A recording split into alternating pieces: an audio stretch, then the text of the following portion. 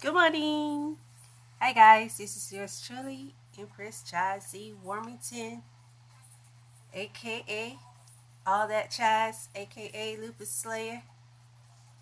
Yeah, y'all want to dance this morning? Hey, y'all want to dance? All right, let me crank this up a little bit.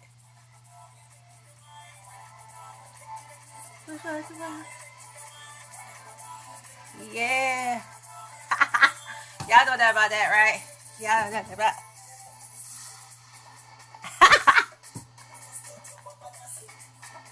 Do my African steps on y'all. Y'all ain't ready.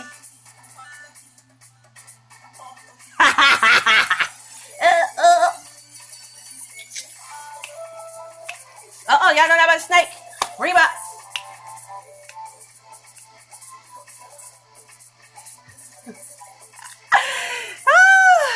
Good morning, gorgeous Faith Hills. How are you, darling? I love your energy. Good morning, Jarrell. Hey, y'all. Yeah, I like cloudy this morning. You know, Miss Her. People being so up in arm and stuff. People being so depressed. So, I just want to lift people's spirits up this morning. And Melody dance, girl, yes, honey. That Zulu was coming out of me, but I was like, I was getting it, girl. I was about to go all the way back to some. Woo! It's about to go today, going Kazulu. Yes. How's everyone doing this morning? I'm glad everybody is doing well. I hope everyone is doing well this morning because I know a lot of people are really going through a lot this morning.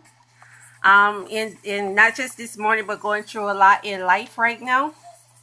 A lot of people are out of work. I don't know if their employers are giving them, furlough days and compensating them monetarily. So now they have to come up with other means. Hey, Mike, what going, me friend? You guys, he's on this awesome radio show called Soulful, and but the radio broadcast is so nice, so soulful. Type it in there, Mike. I forget stuff, honey.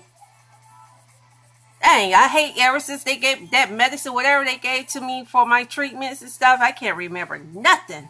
Dang, I'm like, dang, the medicine make you forget stuff? Like, what the hell? Medicine's supposed to help you remember stuff, not forget stuff. But this morning, hi, George. Hi, Georgia. When are you going to get your cook show, Georgia? Miss Georgia Jules, when are you getting this cook show started? Your husband told you to get this show started. To go ahead and do it, and you're procrastinating. I'm going to put you up with my kneecaps and give you a good old-fashioned one, okay? You just wait till I see you again. See, she's my Guyanese sister, because I'm mixed Guyanese too, right? Representing my Guyanese heritage.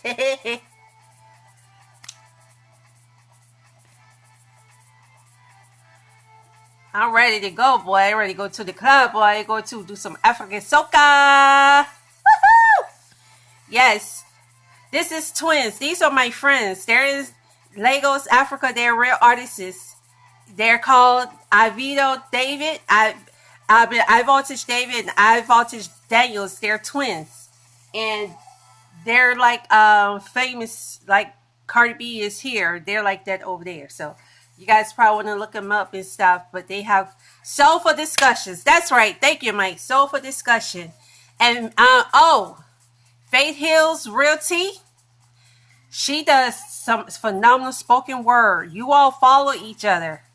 Because I'm telling you, I have a lot of talented people, creative people. I'm like, God, you guys are just loaded with talent. I'm like, dang, like, where y'all websites and where y'all podcasts and stuff? Because if I had that kind of talent, boy, people would not shut me up. They still can't shut me up anyway. I still got a big mouth. But they were like, they'd be like, girl, you again? I'd be like, yes, me again, honey, me again. But I'm going to tell you, I listened to her on her YouTube channel.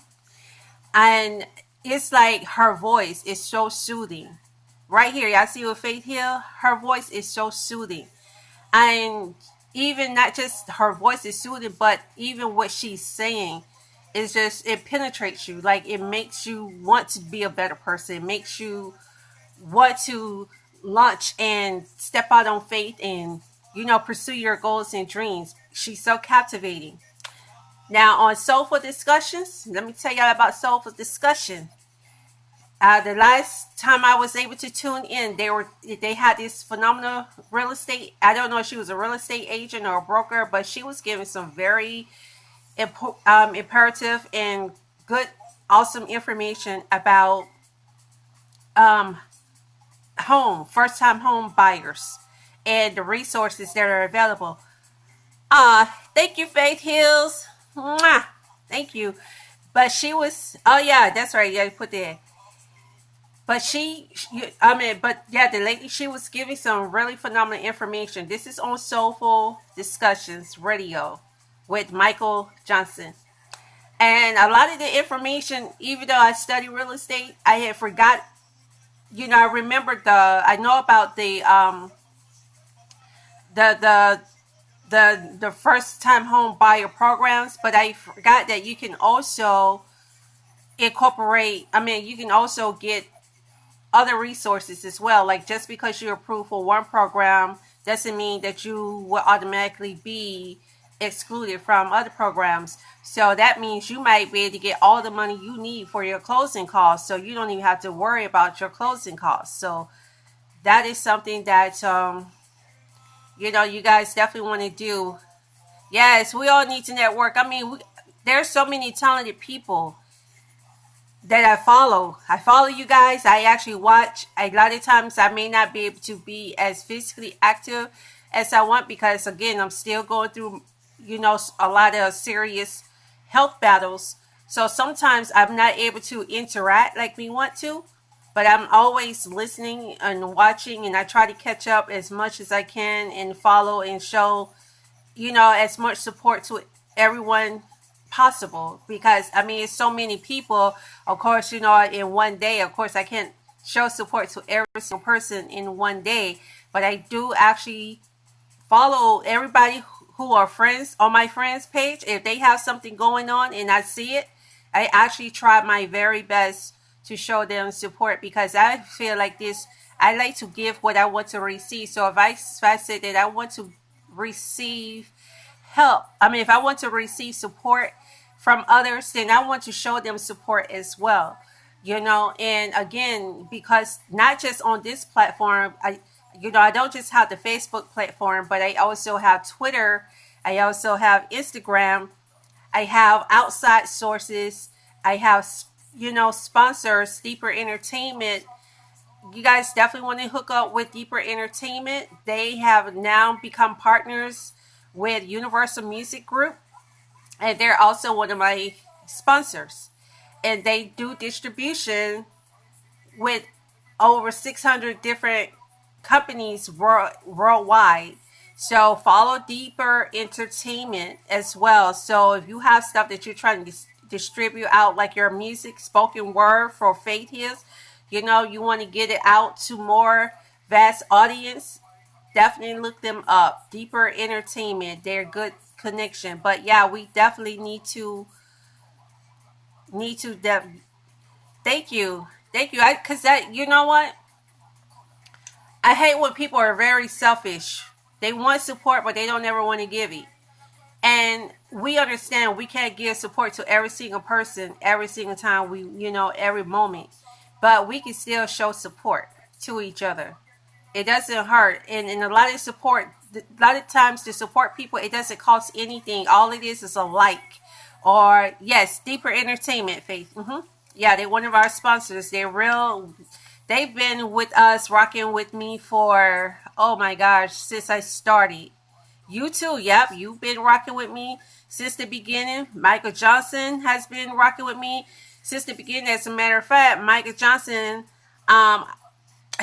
he's the one that connected me to get my interview with Randy Gills. Randy Gills, who is Johnny Gill's brother, with him and Isaac Burr, and linked me up with their manager, Angela. I think that's her name, and I think she still manages them.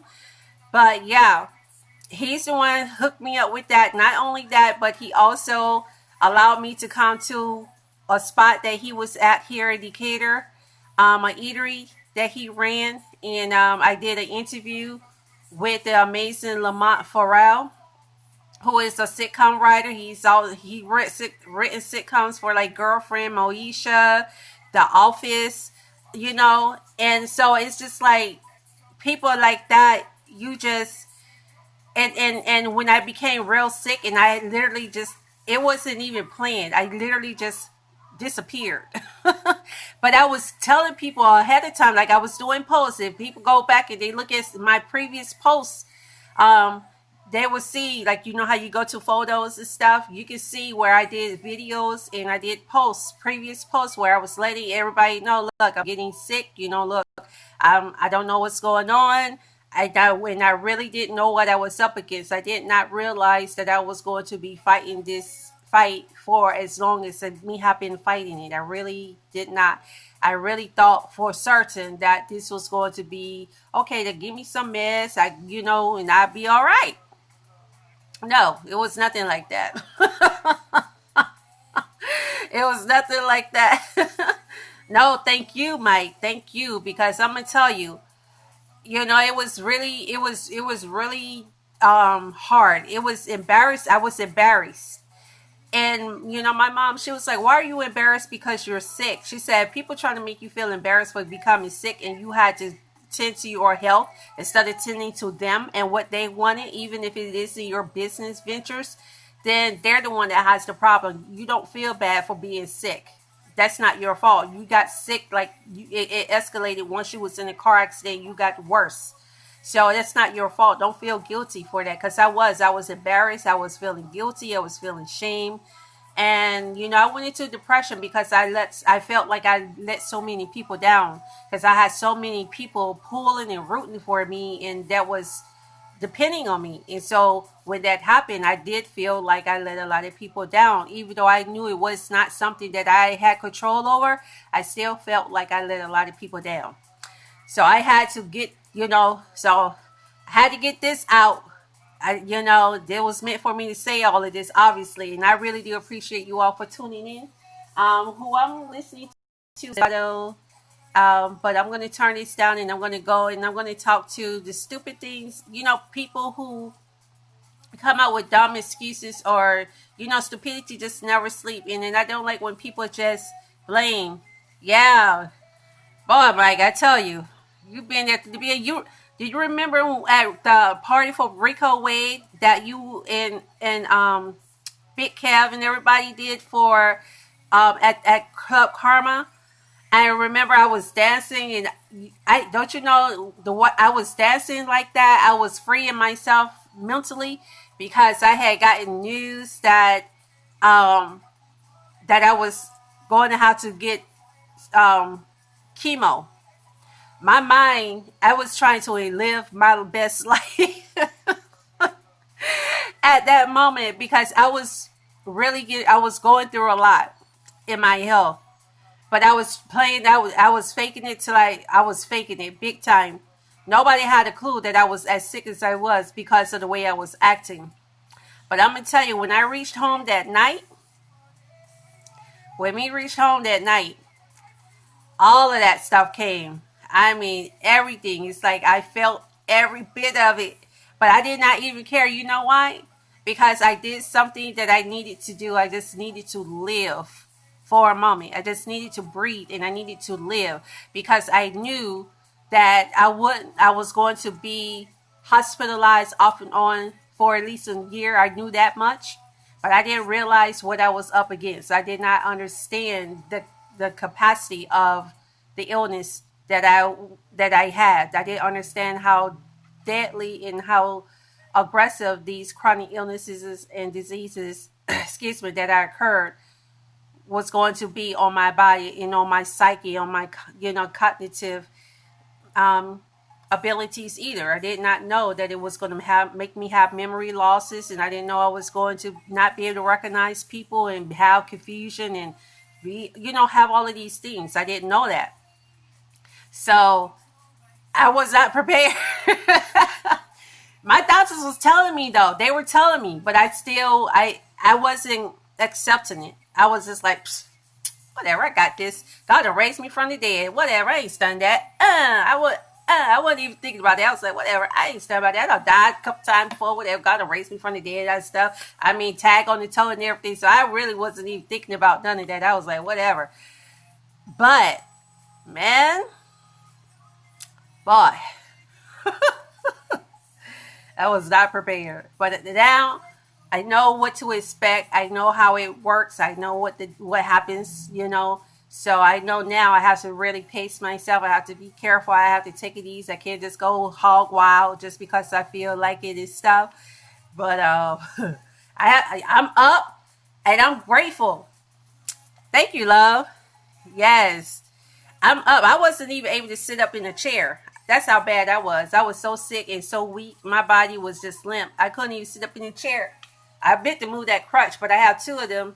I'd be on my crutches and stuff because I couldn't walk. I couldn't balance myself. My son used to have to physically, he still do. As a matter of fact, it was a recent incident where he had to help me. My son used to have to physically pick me up. He started physically picking me up when he was like 14 years of age. He had to start physically picking me up and carrying me to the bathroom. Him, my mom, and at that time was engaged someone. They used to have to shower me. They used to have to bathe me. They used to have to clothe me. They used to have to feed me. I was, it was a mess, But I'm grateful. I'm so glad that I'm up and I'm like, thank you. So are you. You're very beautiful too. So I'm just like so grateful.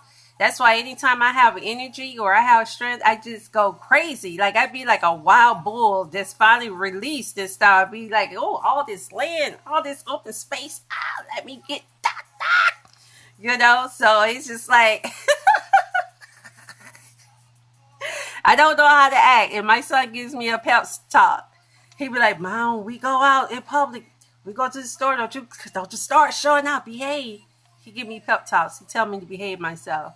Because he know that I want to go in there acting a dang on freaking fool in a good way. I'd be happy. I'd be excited because I'm out, doing something that I hadn't been able to do in a long, long time, or that I don't always have the pleasure doing even still now. A lot of times I have to stay home because I'd be too weak or be too feeble to get out and, go out and about.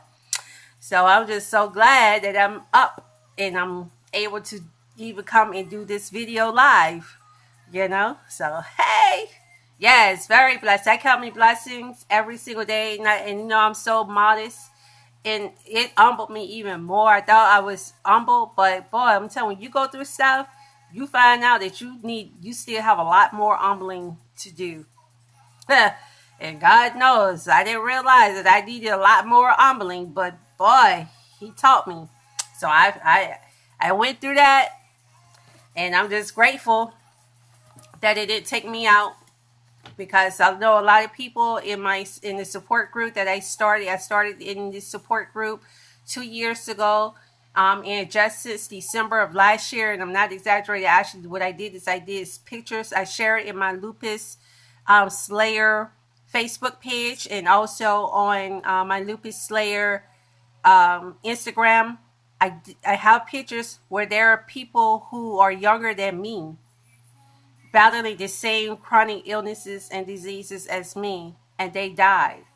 They're younger than me now, and they passed away. They died, unfortunately. So for me to still be able to be up and to be moving and to be doing stuff and to be able to breathe and not be in the hospital every other day like I was before, man, you talk about somebody who's grateful for that. Like, well, I don't even know what to do with myself. I'd be so, whew. Yes, thank you, love. So are you. Thank you. Yes, I'm very humble. I try to stay humble because, man, oof. And talking about humbleness, this could lead right into my original reason for doing this Facebook Live. You have a lot of people that do things wrong. They know they're wrong. The reason I came up with this particular, what motivated me and inspired me to talk about this is I was watching episode, Paternity Court. Not intentionally, it just came up. Again, I was watching Cars about crazy drivers, and watching about crazy drivers, this pops up about, paternity courts, because it'll automatically rotate and come through and stuff. So the next video that came up was a paternity court video episode, and it was this young girl, 18 years old, just as beautiful as she can be. She is so gorgeous, and the mother knew who, or allegedly knew, claimed she knew who her daughter's father was, and she intentionally did not tell the man or her daughter who, so neither one of them had a clue. The father, he had been looking because he heard through the grapevine, through family, they have, still mutual friends and stuff, and, he still know people in her family, she still know people in his, and he was going around trying to find out if the baby that she was carrying is his. Of course, she tells him no, and, she was just intentionally being a pain in the behind to this man. Because what originally happened, while she was with this guy, she was having an affair or relationship with a married man who was very married, and so I guess with her shame and her guilt, she took it out on her daughter and took it out on the man who she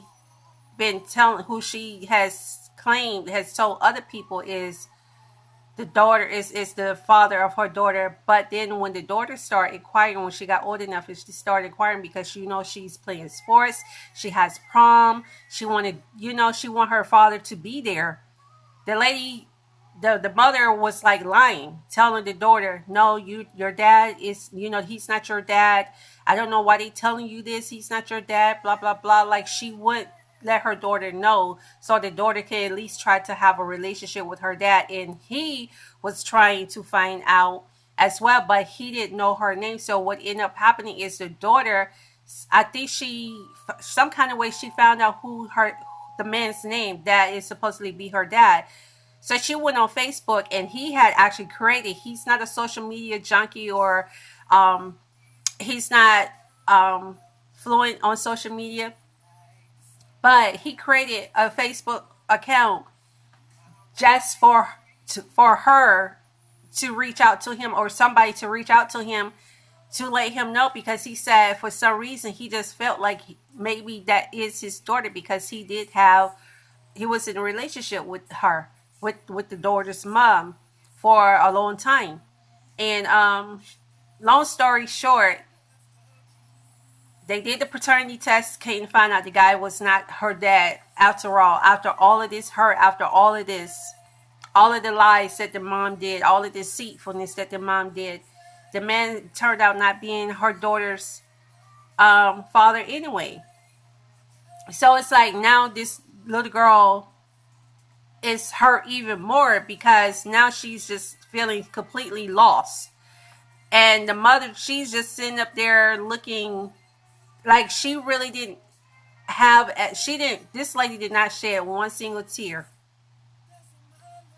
It's just as if she was kind of like putting on the emotions with her face, but to act, but you could tell that lady did not care that her daughter was up there broken. There's no way I could see my child broken like that, and it doesn't bring me to my knees. This lady just standing there like,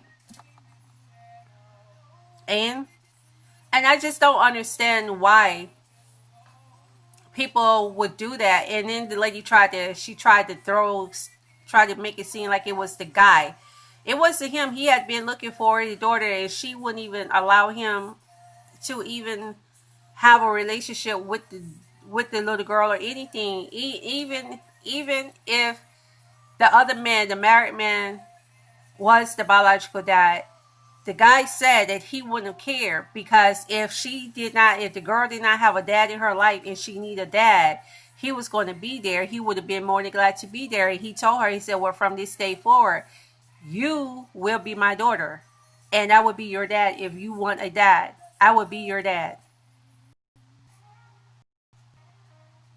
Yeah, that's exactly why a lot of men treat women bad. Because, you can't go around doing shady stuff like that. Yet, like, a lot of time people always want to put emphasis and put focus on men, deadbeat dads and stuff like that. But what about deadbeat moms? I mean, you could be a mom that be there and do things for your children. But I'm gonna tell you, I have personally found because I worked with family children's courts in 2 different states. Okay, and I'm going to tell you what I have seen every single time. I see, have seen a lot of times parents, especially the mothers, do good things for their children, not because they want to do the good things for the children per se, but to make themselves look good in front of others. This is their way. Hi, Cassandra. I'm going to be tuning into your show at 1, so I'm trying to get mine done and out the way so I can make sure I join yours.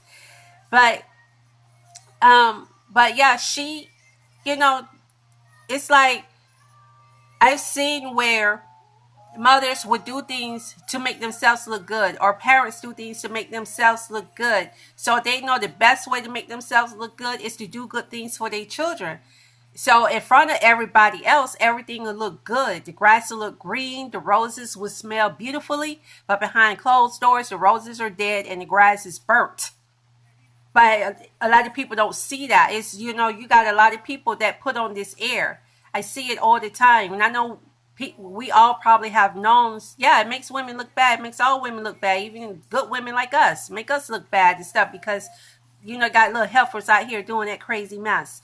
But you got a lot of people that put on an angel's robe when they go out and step out in front of everybody. But then when they come behind closed doors in their own privacy or their own home, they take off that angel coat and there's nothing but demonic and demons and evilness behind all of that. And so it really angered me because I understand how that little girl feels. I understand exactly how she feels. But mine is just a little different with that. And I'm going to share this because I know my mom at the time, my mom was a very gullible and naive person growing up. And I was like that too. I was very gullible, very naive. Very easily to be manipulated and stuff. I didn't have a backbone at all because I was never taught to have a backbone. I was told to submit.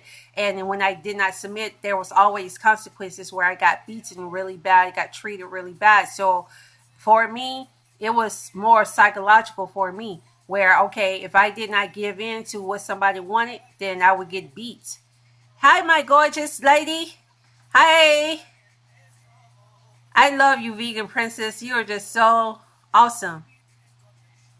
Oh, wow. You wear Faith Hills Realty? Oh, my gosh. That's crazy. That is so crazy. So I didn't know any better. But my mom was treated like that too growing up. So as I became older and I started understanding how these generational dynamics connect, that's why I am so careful with my son, how I am with him. I don't want to connect any or pass on any negative family generational traits or personalities or ways or anything to my son. I want it to be better with his generation, and then it can continue on to grow and become better and better and better every generation.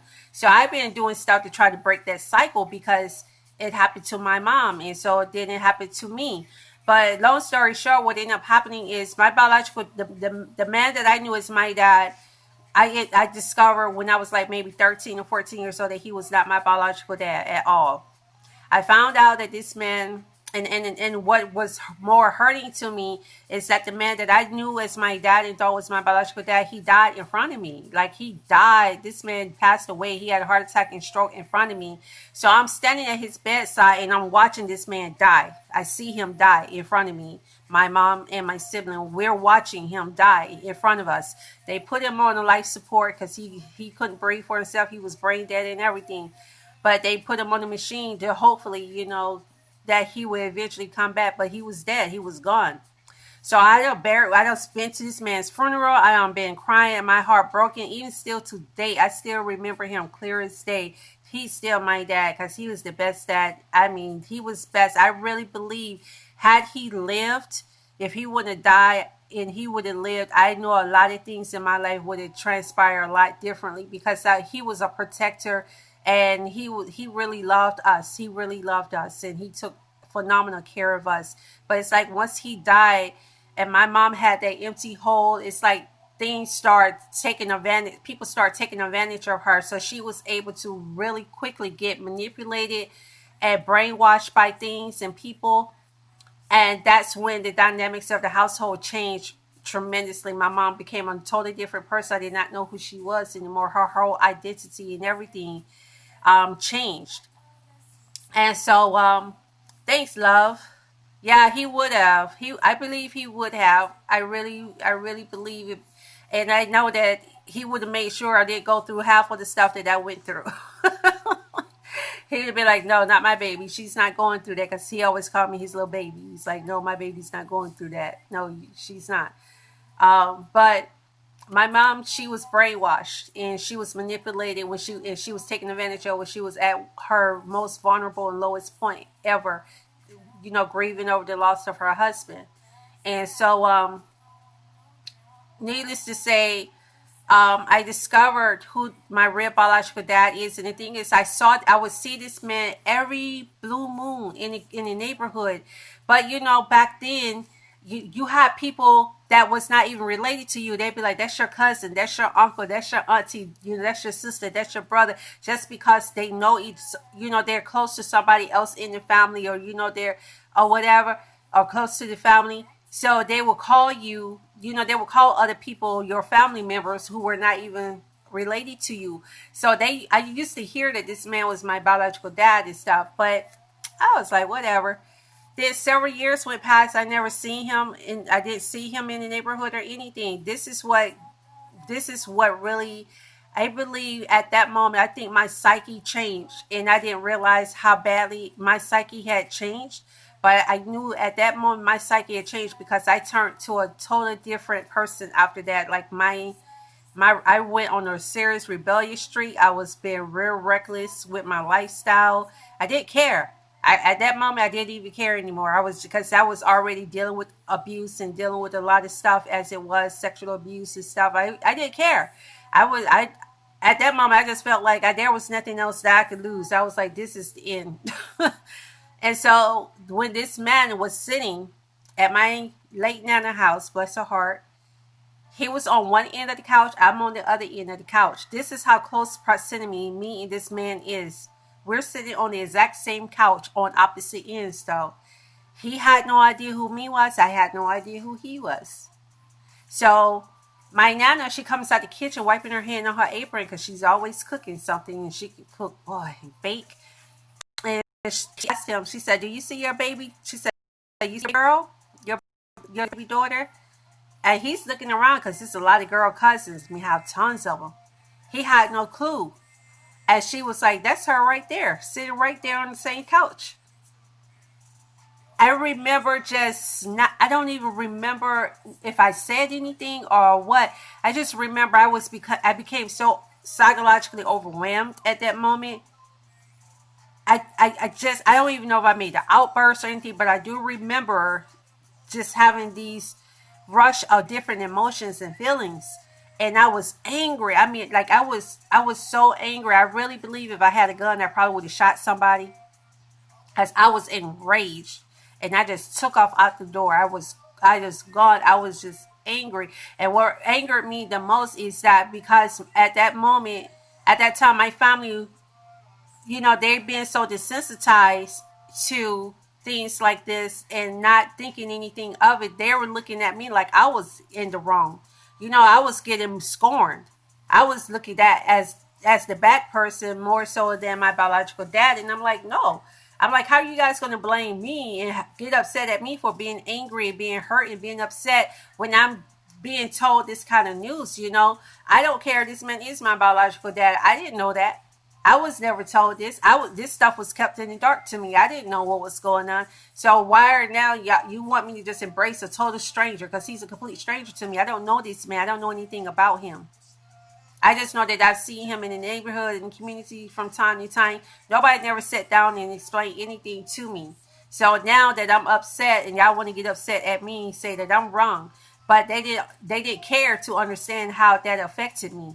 So I don't like when parents or people do stuff that is wrong and then try to blame somebody else for it. No, you take accountability for it. Don't be talking about, well, I didn't want to tell you because I was trying to protect you. No, you was trying to protect yourself. You was trying to protect your ego, your feelings, your reputation. That's what you was trying to protect. Your pride, your dignity, especially when you are looked upon as a jewel or a pillar in the community. It's just like how, you have people who we have the tendency to put people on pedestals. We have the tendency to forget that before a person before we even are named, we are first human. When we're created, we are human beings. And humans are unpredictable rather, creatures in the world. We are. We are the most unpredictable creatures in the world. We have seen people who has never committed a crime in their life, who advocated for crime, for violence, for child molestation. I know people who have advocated with their lives for causes like that to turn around and do the very thing that they're advocating for. To become the monsters, to become the predators, to become the criminals that they are protesting against and that they're advocating against. Become those very beings. So we as humans are the most unpredictable people, and oftentimes we have the tendency to forget that because a person has a title, because they are a pastor, because they are a mother, because they are a father, because they are a teacher, they are a lawyer, they are police, they are chief, or some type of politician, celebrity. Guess what? They're still human beings. Before we get any titles, before our names or after our names or in the middle of our name, whatever, we are still human beings first and foremost. And because of that, we are capable of doing very unpredictable things because we are very unpredictable creatures. And a lot of times we don't. Most times we don't think about that. So you have people, who do things wrong, and they don't take accountability or responsibility for it. They want to try to find somebody to blame. They want to find somebody to accuse other than themselves because they want to try to minimize their role in it. They want to try to minimize what their contributions to it. And sometimes, guess what? You may not be able to share the blame or lay the blame with somebody else. Sometimes we do things and we're the 1% sole contributor of whatever situation or circumstances we created, of lies that we told, or whatever the situation is. We are the sole contributor to that. And a lot of times it's like how you got a lot of people who like to commit crime, and they always try to get other people to commit those crimes with them. They want somebody to be on the bandwagon with them. Even if they're not committing the crime, they want to be on the lookout. They want them to be able to hide them out. They want them to be able to stash whatever it is they stole, or, or stash the gun that they used in the commission of a crime or something like that, to make somebody else engage in that crime with them, to become an accessory to that crime. Because most people commit crime don't want to go down by themselves. They want to be able to have somebody else that they can throw the blame on. And you got a lot of people with that kind of mentality. So you got a lot of people who do these kind of things. They keep secrets from their children, from their spouses, from their dear friends, from their family, because they don't want to take full accountability and responsibility for it. They want to try to have an scapegoat. They want to be able to try to blame somebody. They're like, no, I'm not going to take all this responsibility and this blame by myself. No, I'm going to have to find somebody else to put it on. I'm going to have to find some reason, try to rationalize some kind of reason to put this on somebody else, because I'm not going to be taking this whole responsibility for myself. guess what? You have to take the whole responsibilities for yourself because you're the one that did it. It's your secret. It's your dirty secret. It's your lies. It's your deceitfulness that has created this situation. So now you want to try to play victim. No. A lot of people do that. Like, a lot of people, it's just like, I'm looking at the time because I'm trying to make sure I stay under 12:30. And it's 12:25, so let me wrap this up. But a lot of people do this. The most common, this is going to be the most relatable way that I can explain this. A person go in a relationship. One person go out and cheat on their mate or on their spouse. Their mate or their spouse finds out about the infidelity. What does the other person do immediately? Well, you didn't do this. I cheated because you did that. Well, I cheated because you was. Instead of to say, I'm 100% wrong. I take 100% full responsibility for it. I take 100% full accountability for it. I was wrong. Not, well, I did it because if you would have did this, well, if you would have did that. Nobody, it doesn't matter. What I did or didn't do did not make you go out there and pull your pants down, lay up with somebody, and have sex with them. You did it because you wanted to. So the reason I use that's obnoxious because that's probably the most relatable one that people can relate to. But I know we all see it a lot of times. When people get caught cheating, the first thing they want to do is try to blame the other person, try to blame their mate or blame their spouse for their reason of cheating. No, nobody's making you cheat. It's like nobody make you get up and go to work. You do it because you want to, because you feel like it's going to benefit you. Well, I go to work because I have bills to pay. I go to work because, I got to make money. Well, guess what? You went and cheated because that's what you wanted to do. That's how you chose to deal with whatever, situation you felt or problems you felt like you were having in your relationship or your marriage. So you can't blame other people for choices that you made. I did this. I was able to forgive a couple of my exes, and you know why? Because when they were clearly telling me and showing me that they did not want this relationship to work, that they want to go out here and be hoes and cheat and do all this crazy stuff, my stupid behind stayed. I was dumb at the time. We stayed and I rationalized it. So guess what? I can't now blame them for cheating on me because I now knew what it was. I knew at that time and at that moment what it was. They made it perfectly clear. And I decided to stay. I decided to make excuses. I decided to rationalize it. I'm no longer a victim after that. But that's what a lot of people do. They do things that they put themselves in situations they know they shouldn't be in, and then they want to holler victim. You're not a victim when you create a situation, a bad situation, when you create chaos, when you create problems, you create trouble. You're no longer a freaking victim.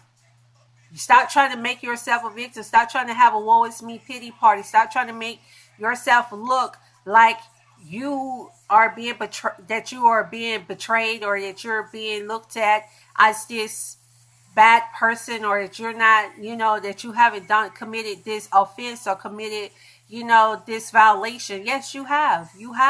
And I hate when people, well, we weren't married anyway. It doesn't matter if you weren't married. So you mean to tell me, if you want to go there, then guess what? You're not. You can go. Do you intentionally always break the rules, or do you sneak and break rules and you're on your job? Yeah, you know why you sneak and do it? Because if you get caught 9 times out of 10, you're going to get fired. There's consequences with it, and a lot of people are more acceptable of consequences from their job than they are from relationships. So you know why? Because most people don't value their relationships as much as they value their employers, and that's just realistic. Because there's a lot of ways they'll treat their significant other or their spouses that they will not treat how they would do to their own employers. You wouldn't do that to your employer. You wouldn't treat them like that. You wouldn't talk to them that way. You wouldn't handle them like that. But you do that with your significant other because you feel like there's nothing lost. Like you're not losing anything. You don't feel like there's any consequences.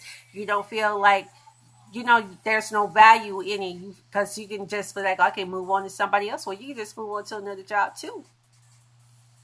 But even though you can just move on to another job, you don't do that as much with a job that you would in a relationship. So it just goes to show that people pick and choose to do whatever it is that they want.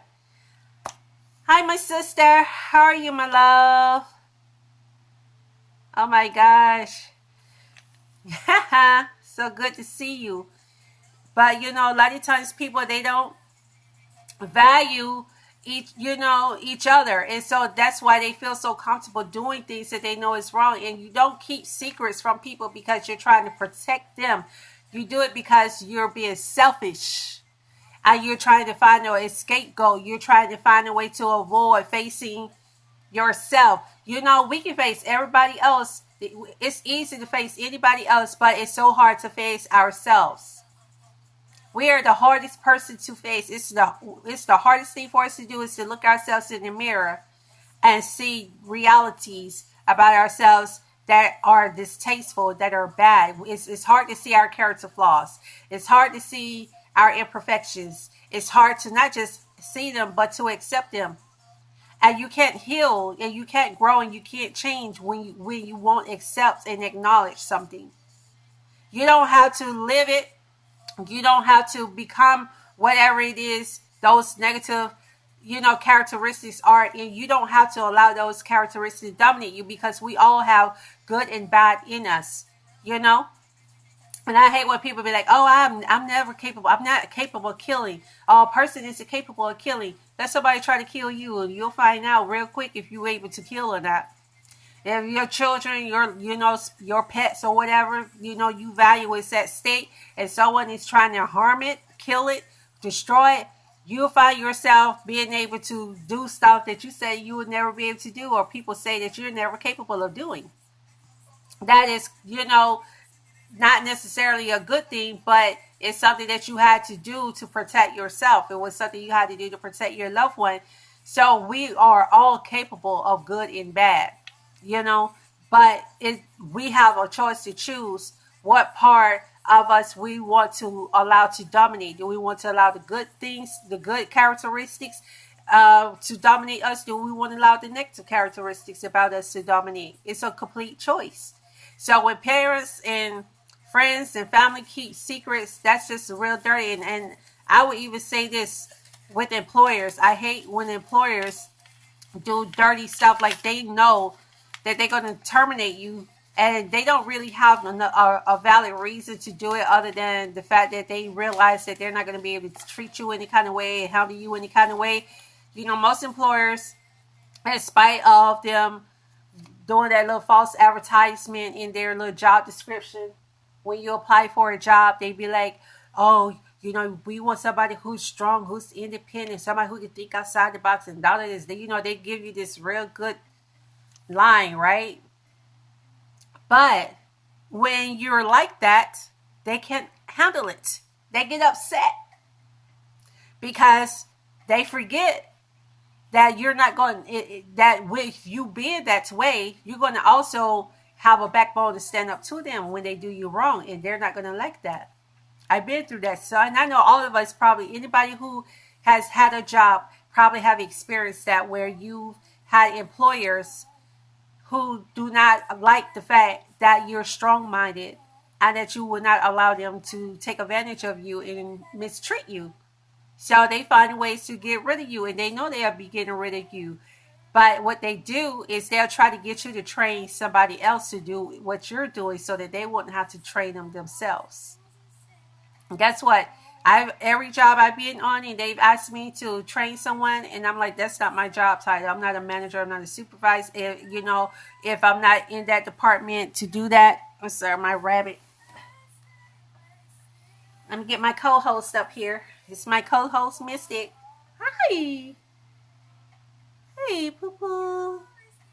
Look at him. See how he loved that. He just love. He nibbling on my pants legs, guys, because he want me to pick him up. He want attention. But, they forget. I tell them, I said, I'm not training anybody. It's not my position and my job I'm not training. If you want me to train, you have to pay me to train them. You know, if I'm not good enough to be a manager, especially if they trying to train, and that's something I never understood. Why would you want hire somebody to be a manager, a supervisor, to be over me? To be over me, you want me to train them to be over me, but I'm not good enough to be in that position myself. Are you kidding me? But I'm good enough to train them to do that position, to work in that position. No, I'm not training them. So you got a lot of employers that are like that. You know, they do stuff that way too, you know, and then they don't want to take accountability and responsibility for it. You got employers that will know they're going to fire you or know they're going to be laying people off. They be knowing this stuff ahead of time, but they don't tell you so that you can have enough time to try to find something else there. You'll just come to work and they got a note on the freaking door, or you'll get an email saying not to report to work, you know, and stuff. I'm like, are you kidding me? Like, all right, they're just doing too much. But anywho, let me know what you all think. Give me your opinions. Let me know if any situations. Share your story with me. You know, I don't mind. Feel free to share. You know, and let me know if you found yourself been in a situation where secrets have been held from you, and um you found out about it and the person tried to say they were trying to protect you and they were trying to watch out for you. No, that's the worst thing to do, is to lie, especially to a child, not tell your child, a child, who their parents are. That's the worst feeling, because I went through that, and it devastated me. I was psychologically ruined for a long time. I really was behind that. So yeah, but thanks guys for tuning in. I hope you all have a wonderful weekend. I'm finna get going because, as you see, my co-host is clearly chewing on my necklace. This is what he does. He likes to try to chew on any and everything